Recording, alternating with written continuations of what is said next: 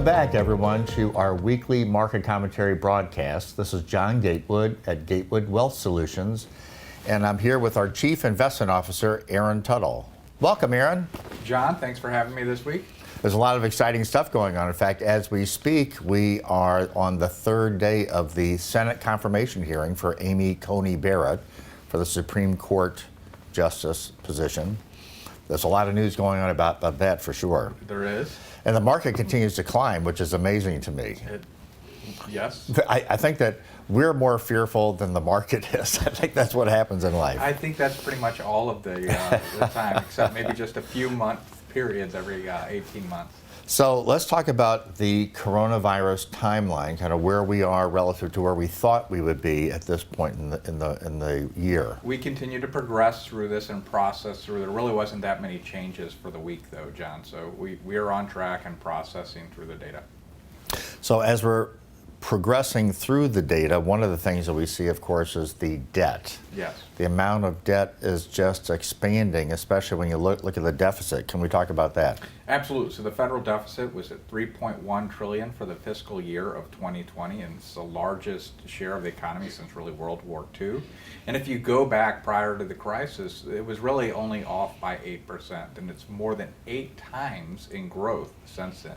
So that, because of the stimulus and the slowdown in the economy, the national debt has increased very rapidly compared to where it was, which it was already increasing rapidly. So if we have more stimulus, will we have more stimulus, or wouldn't that even expand that deficit even further? Yes, there is continual spending. It doesn't look like we'll have that $1.8 trillion fiscal stimulus, but Senator McConnell did come out to say that they are going to do legislation for an additional PPP of about $670 billion. Now there's like $130 billion left over that expired in August from the original PPP, so they're estimating about $500 billion, almost at $1 billion. At some point we're talking about real numbers, or real money here.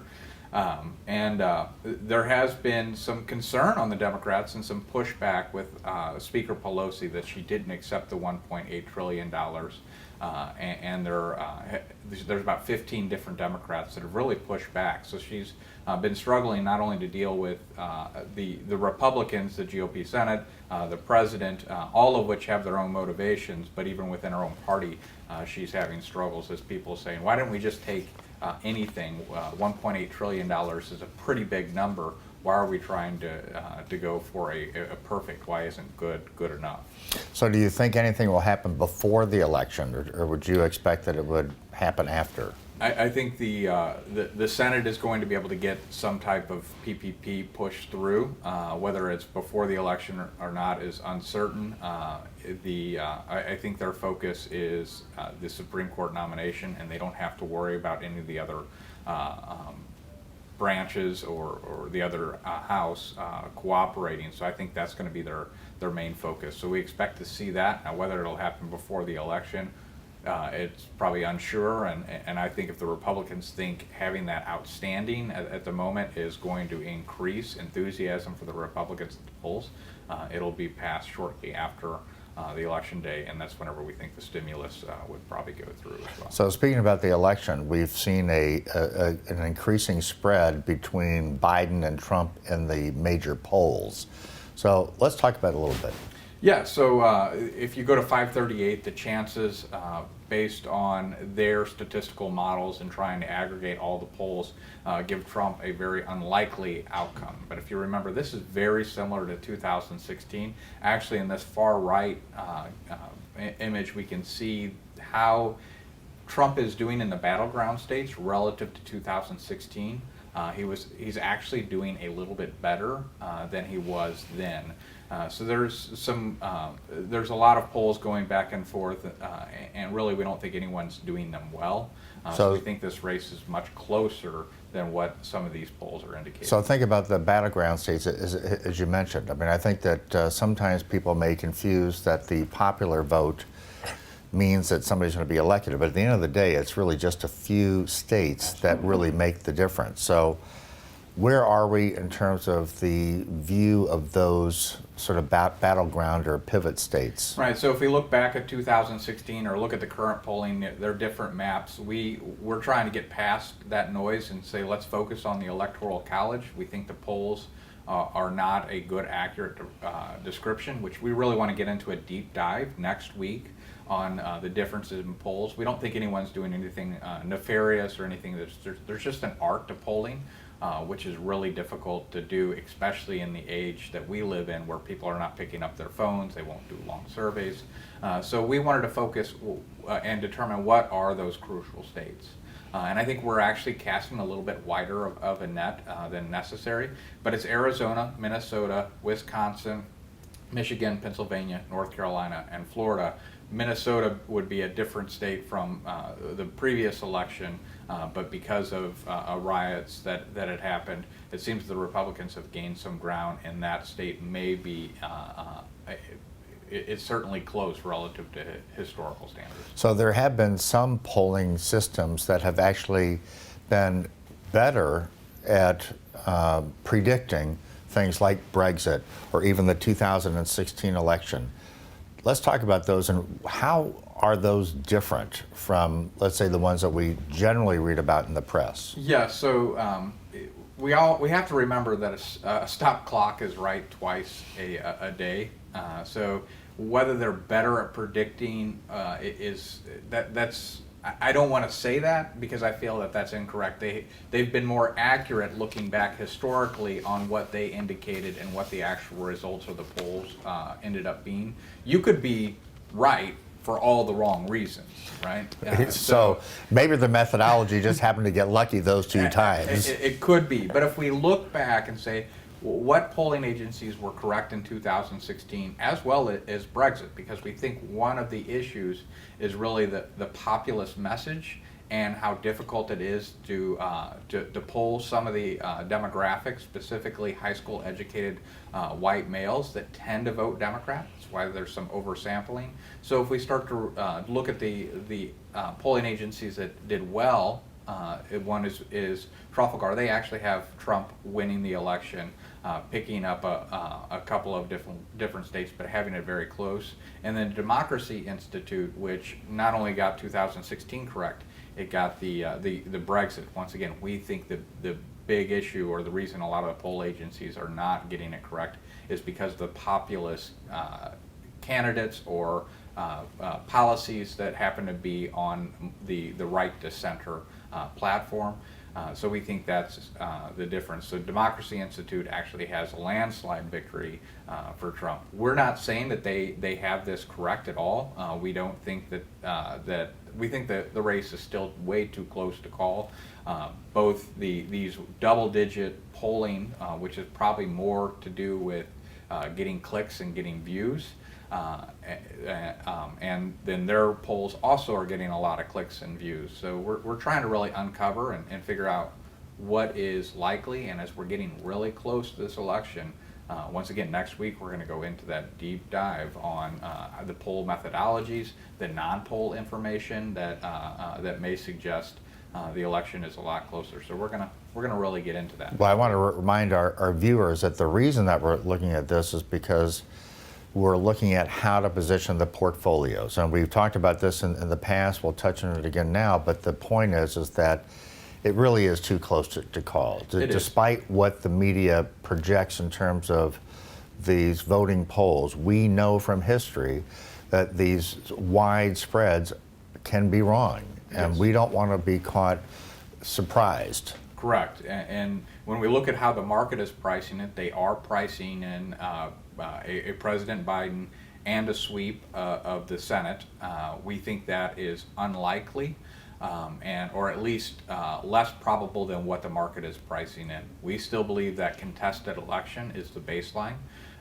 That doesn't mean that we're not positioned for a President Biden or a sweep. We are. We have significant exposure to technology companies as well as the U.S., which in that scenario, you would want significant exposure. We also made a trade where we swapped out our commodity fund for a materials company fund with the idea that there would be infrastructure spending. But there are other things that we're offsetting. So we're really kind of in the middle of this grid. for our position. So we shouldn't be hurt significantly either way. Know that if we get into a surprise election, you're probably going to have a deep sell-off that through the night as positions are unwound and reallocated elsewhere, similar to 2016. So let's move on to the coronavirus. You know, I was reading today in the Wall Street Journal that Europe, or the European Union, has surpassed the U.S. today on daily new cases. Yes. So let's talk about that. So another thing that came out was the World Health Organization, through some videos that were uncovered, actually says not to do the lockdowns anymore. That came from high up in the World Health Organization. We haven't seen that broadcast by the organization itself. So take it as it is, a speculation based off of people that are in the know with the World Health Organization. As you said, Europe continues to climb because they did a very strict lockdown relative to the U.S. U.S. was not Sweden, but it certainly had more of an open economy than Europe. And now, as they started to open, a lot of those susceptible individuals that don't have immunity, they're catching up. So the lockdown really isn't a way other than trying to make sure that the hospital systems are not overwhelmed. It's really not a good long-term strategy because it's eventually going to be, you're going to have those cases anyways at some point, right? Right. But the more important thing is looking at the deaths, and we still have not seen a rise in deaths, thankfully. Now remember, when we were looking at the lag a few months ago, it took 4 or 5 weeks. So if we do see a rise in deaths, it's probably going to be over the next week. So speaking about the World Health Organization, I know that there was also a piece that came out by Amazon itself about its experience in terms of infections with its workforce. Do you want to comment on that? Yeah, so the idea is that there are different organizations, different viewpoints that are latching on to specific data, both Amazon and the World Health Organization, where Amazon was an essential business. They stayed open because they were delivering packages, which I think we all participated in. Whenever you're looking at the data, the amount of infections in Amazon while open was less than the broader population. So those that want to advocate against lockdowns and say they're ineffective point to this as evidence. Well, it certainly could be an explanation, but it's not the only explanation. It could be that they were doing temperature checks and constant testing and other types of policies that they had put in place, and that caught the virus before the situation where the general population, where you're not getting your temperature checked as often. So it's not as easy to say, well, see, this proves it. And then also the World Health Organization has come out and estimated 10% of the world population has been infected so far. Where now that changes the numerator or denominator for the amount of deaths relative to infections, and it makes it look less risky than the flu because the denominator has expanded so much. And if you wanted to focus just on that, that would be a true statement. However, if the infections are far greater than the flu because it does spread at a much rapid pace, you could actually have more deaths in any given year because of that spread, meaning that if you fall in 2020 and that spread's going to be a lot higher, there's going to be a lot more deaths. The probability of dying from that would be higher because the probability of getting it would be higher.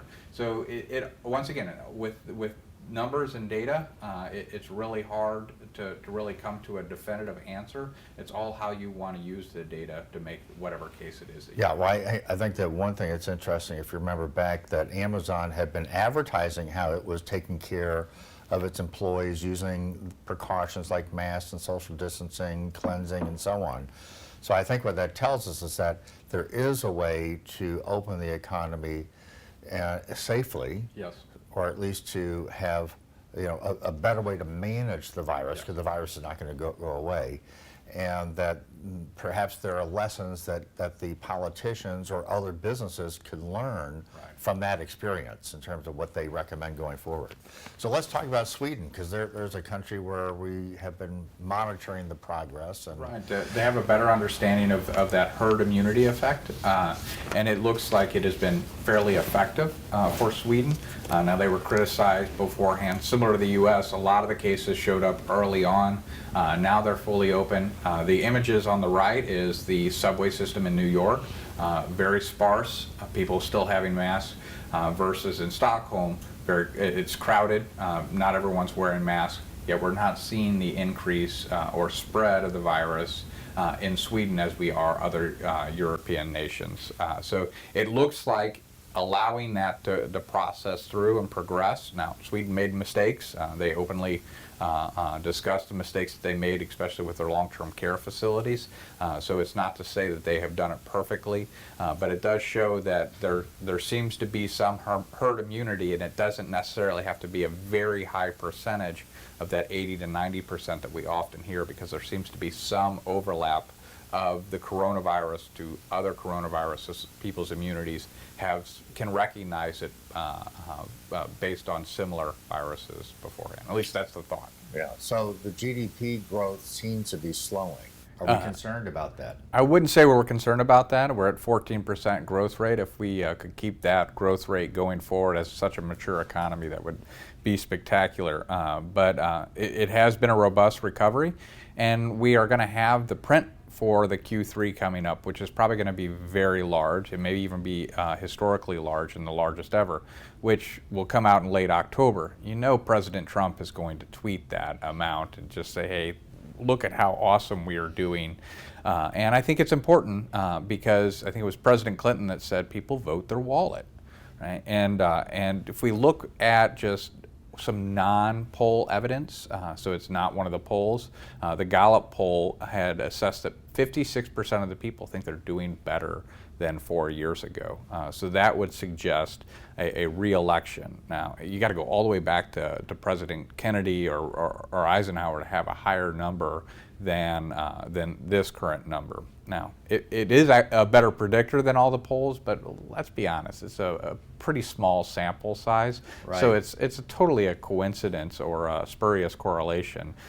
So I wouldn't really bank on this one being the definitive because that sample size Well, I is do so think small. the one thing you bank on is that Trump will take full credit You for all of the can- gains in the economy. You can take, yes, that, you can take that one to the bank for sure. So let's talk about unemployment, because the numbers were still not quite where we would like them to be. Yes, so initial claims came in at 840,000. That's actually, the analysts expected a better number than that. It is below the 4-week average of 857,000, but we certainly would expect a better number here. And there's 10.38 million people still on unemployment benefits, so that's a pretty large number, right? And if we start to look at where is the unemployment really happening, it's in the small companies, and they're just not doing well. They're throwing in the towel. That's the point of the PPP, is to try to help these companies. And if you really start to dig into it, well, what are the small companies? Oftentimes, they're made up. A large percentage of them are restaurants. And they're going to have a tough time because now we're entering into the winter season. Right. Cold season. So as we get below 40 degrees in temperature, the table reservations drop down to somewhere between 17 and 20% off of the summer. Now, this is certainly a unique situation, and there are probably going to be some clever things that restaurants do. We've seen some bubbles that people are using in New York, and you also have the heating lamps. But whatever it is, it's going to be a hit to an already struggling profit margin. So how this turns out for the restaurants is we're not certain, but we don't think it's a really good scenario. And a lot of new employment comes from these small businesses. So that's probably the reason that the Senate is going to get that PPP especially loan coming the back. travel industry. I mean, I was looking yesterday that still there are 45 countries that we are able to travel to, but they're not the ones that are most traveled. And so that's still going to be hit for quite some time. Yes. Yeah. So let's look at the layoffs in terms of not just the restaurants, but it seems as though a lot of the big players are also having layoffs. Yeah, so Fargo cut 700 jobs, which really 700 jobs is insignificant to the broader economy. What's telling is where they cut those jobs, and it was in commercial lending. And they've really kept and actually moved people into their mortgage lending. That one bright spot in the economy through this recession, that residential mortgage. Affordability index says that the housing market is doing very well. The lower interest rates, the desire to move out of the urban areas and more into the suburban areas, larger footprints. We're seeing that shift, and we're seeing that shift within the different businesses on how they're structuring their business model to make changes for the new environment. So let's talk about the money supply, which is another one of our indicators. It does continue to decline somewhat. Should we be concerned at this point? We are concerned, and that's why we suggested 36 months of cash for those that are approaching retirement, just because it tends to indicate a market sell-off. So we are watching that. We're not seeing some other indicators that we would expect to see if that market sell-off is imminent. But we have added defensive positions based on that. We are starting to see some growth in the money supply, but really until a lot of that uncertainty comes out of the market and that commercial lending starts to happen, we think there's going to be a drag on the growth in the money supply. Now we're coming off a very high number, but for the last 3 or 4 weeks we've seen an increase. This was the first week we actually saw a decrease in the money supply. Well, even though the money supply is decreasing, the S&P 500 continues to increase, and we're Yes. approaching new highs once again. Yes. What do you think about that? And how far can the market actually go? Should we be concerned? Are we at the top?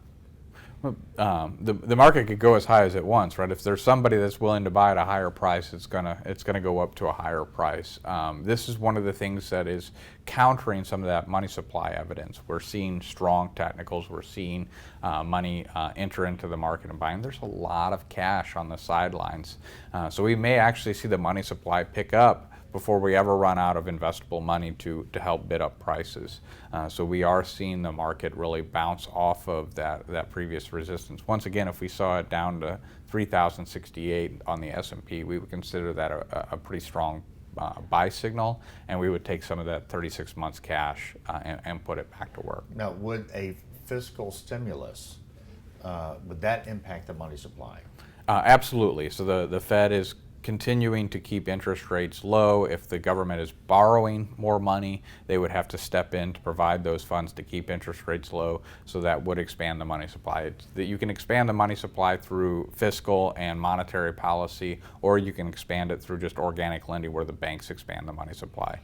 So yes, that's one of the reasons that we may be seeing the market signaling a strong recovery still while the money supply is shrinking, because it's anticipating another spike up in the money supply. So let's talk about the dollar, because Yes. that's one of the things that definitely gets affected by money supply, right? But Yes. we're also having other factors, because we're looking at the dollar relative to other currencies. How should we view this as investors? So we think the market, or the dollar, is beginning a decline. So we're positioning the portfolios to deal with a declining dollar. And if you look at the chart, it's still in relative high positions versus historical ranges. If President Biden was to be elected, the market would anticipate a declining dollar because of increased spending. Now, we have been watching President Trump spend a lot, so I don't know why the market always makes these assumptions, because it doesn't matter what party, there's always a lot of spending, but we do see a decline. Now, if the market is pricing in a Biden election, and it is pricing the dollar as weakening because of that, if that election goes the other way, we probably do see a bounce in the dollar as it regains strength. But once again, big spending is on both sides of the aisle for sure. So are there any changes in our themes of our portfolios? No, the themes have been guiding us well, and they continue to be the areas that we want to be in. So we've been very pleased with the way that the allocation has been established, and it's helped drive a lot of performance this year. So we like to look at the asset classes relative to the S&P 500 as the benchmark. So how did those perform this past week? The S&P 500 is near the lower range of this graph, which means that it's not performing as well as some of the other indexes. And if you look at what is doing well, it's tech companies. So tech companies did well, mid, small, as well as some emerging and international positions.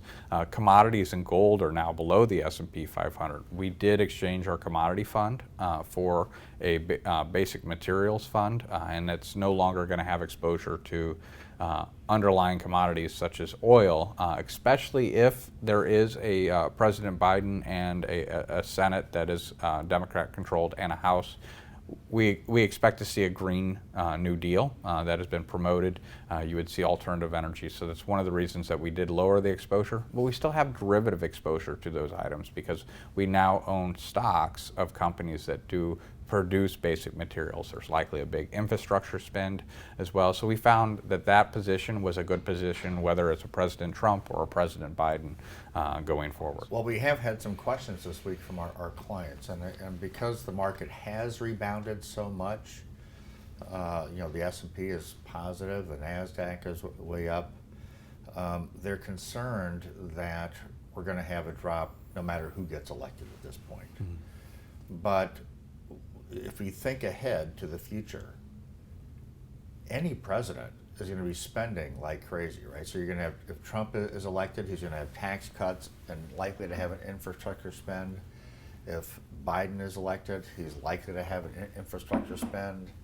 So, and monetizing the debt. So wouldn't that make the thesis in favor of an increasing market next year, if that were the case? Yes, if we go back and look at how GDP is calculated, consumption plus investment plus government spending minus net exports, then whoever's elected, the GDP should continue to go up because government spending in both of those situations is going up. Whether it's through monetization, where they do more debt spending, which is either future taxes or inflationary, or if they're cutting taxes, and then it stays in that consumption and investment. If the Federal Reserve and the banking system is increasing the money supply, you're going to see an increasing GDP number, at least on a nominal basis. Now, what effect that has on an inflationary component on real terms, that's another matter.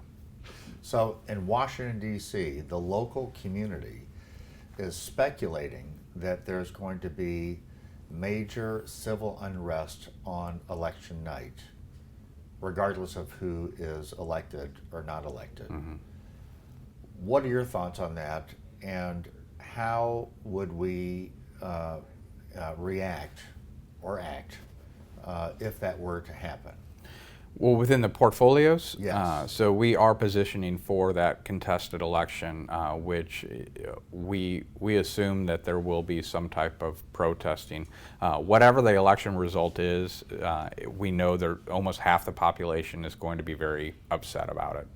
And both sides have, whether it's the Proud Boys or Antifa or BLM protesters, I would rather use the Antifa because they seem to be more of the rioting than a lot of the people that are behind the Black Lives Movement, most of which are just protesting and taking legitimate grievance to the government. Right, those are the ones who are actually anti-government and want the government to be brought down. Right, so let's use those two. They're not going to like the results, and both sides seem willing to use some type of violence or threat of violence to make a political statement. So we do think that the likeliness of having some type of riot or conflict in a contested election. Actually, even if it's not a contested election, there's just a lot of people that are going to be upset about it. We see polarization within the society as a given at this point. I don't think there's any speculation that polarization is very high right now. Do you think that polarization would continue regardless of who's elected? And would that polarization affect portfolio decisions? So yes, we think that there's polarization regardless. If we go back to President Obama, there were a lot of people that didn't like him. and were very vocal about their dislike for him. You go back to Bush, you could say the same thing. So it's a struggle. Now, what it does to the market, it seems that the market learns how to deal with these things. It's one of the reasons that you want less regulation, is it gives more options to deal with these. And the companies are well managed.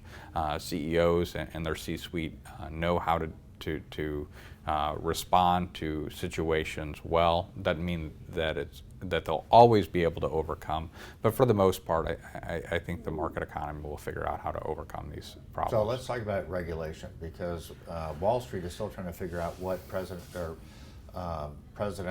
potential President Biden, if he's elected, will do, because there's been a lot of regulatory rollback under Trump, and they would expect more roll in under Biden. Yes.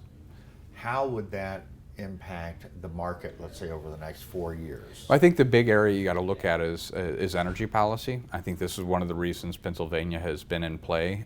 They have actually continued to pick up more registered Republicans in the state than they did in 2016. So it seems that the Republican Party continues to make progress. And a lot of that has to do, we believe, because of the fracking that is happening within the states. And that's really helped some of that western part of the state where Trump has picked up a lot of voters. So that is the area that we would expect to see some restriction. I know that during the debate, Vice President Biden said that he doesn't support a new Green Deal, but if you go to his website, it is on there that they do support it. So I'm not sure why he had made that statement. It is a part of the platform of the Democratic Party to have that new Green Deal, at least from what we can tell. So we would expect regulation to be targeted towards that energy area specifically. So inflation, that's been one of our major concerns going forward, because it's the preservation of purchasing power that we're trying to achieve for our clients. We just saw that Social Security benefits are going to be increased in 2021 by 1.3%. So in my mind, that means that the government is looking at inflation as having been 1.3%. Yes. But where do we see inflation actually? So in the things that people are purchasing, so food, used cars, and just all the items, homes, lumber prices, all the things that we are purchasing right now are increasing. And the things that we are not purchasing, transportation costs, hotel rooms, all of those things in the index are dropping. My bet is if you look at what the average recipient of Social Security income, the things that are increasing at a higher pace are the things that they're purchasing as well. They're probably not going to the hotels. They're probably not taking airline traffic. So this is a way that the government, I think, is able to reduce some of their costs for Social Security benefits relative to at least the basket of goods that those that are on Social Security are spending their money on. So I think the recipients are going to feel a little bit of a hit to their monthly income, even though there is a slight uptick. So if you look at the average American who's on Social Security, the issue is that they're going to have an increase, but the cost of their living has actually gone up from what they actually purchase. The other part of that is that most of them don't really have assets that are benefiting from the market that's going up as a result of all this monetary and fiscal policy. So will this create a bigger divide between the haves and have-nots when you look at it from an economic theory standpoint? Yeah, I believe that's one of the reasons that we have so much contention within our society, is because of the policies that the government, both Republican and Democrat, have pursued, which is an inflationary policy. It helps people with assets, and it does widen the divide. So as we continue to do the same policies, it favors people with assets, it hurts people with income and fixed amounts coming, which is a large part of the population. And the lower you are in the lower class, middle class, upper class, the more affected you are. So I think that's where a lot of this resentment, because people know something's wrong. So it's interesting, because probably most people really don't even understand this. You're going to have for sure. whatever the position is on either side of the table, Democrats or Republicans, they're both following this same monetary and fiscal policy, which is actually creating something that they're standing up or trying to stand up against. Yes. Right? So as we go forward, do we see any change in this, or what would actually benefit? I don't think we see a change in this until inflation shows up and it's painful and people recognize where that inflation is coming from. Because while inflation's low, they can continue to do this and not feel a lot of the pain. It's a K Street recovery, right? People in the 401k class, they have benefited. So it's a smaller part of the population that is hurting, but they are hurting. So there's another issue that's been going on, and that's China. You know, we've really had a lot of news about China over the last few years, but it's been quiet. Are we concerned? With trade policy, certainly we are concerned. And let's see what happens in the election on how that changes. Hey, John, so if people are interested in learning more or they want to discuss any of these topics with a lead advisor, how would they get a hold of us? Well, the first thing would be to call us at the number on the screen, and we'll be happy to arrange a meeting with, if you're a client and you need to speak to one of the lead advisors, or if you haven't ever worked with our firm, you just have questions, we'd be happy to answer your questions or to do an evaluation. But we also have the YouTube channel. Yeah, so those that are watching us on YouTube, please look down below the YouTube and subscribe so that you never miss an update from the weekly market update, where we take a deep dive and give actionable advice so you can make informed decisions. And we will soon be releasing the daily 3x3 to recap the 3 relevant market movers of the day in 3 minutes or less. And what's also important to know is that we all know that Aaron is brilliant. We do? Actually, we do. But it's our entire firm is what makes up the thought leadership of these conversations that we have each week, and which will make up the 3x3. So we want you to be confident that it's our whole team and that anybody here is here to answer questions for you. So thanks again for listening in. We hope you join us again next week, and have a great rest of the week, and look forward to talking to you then.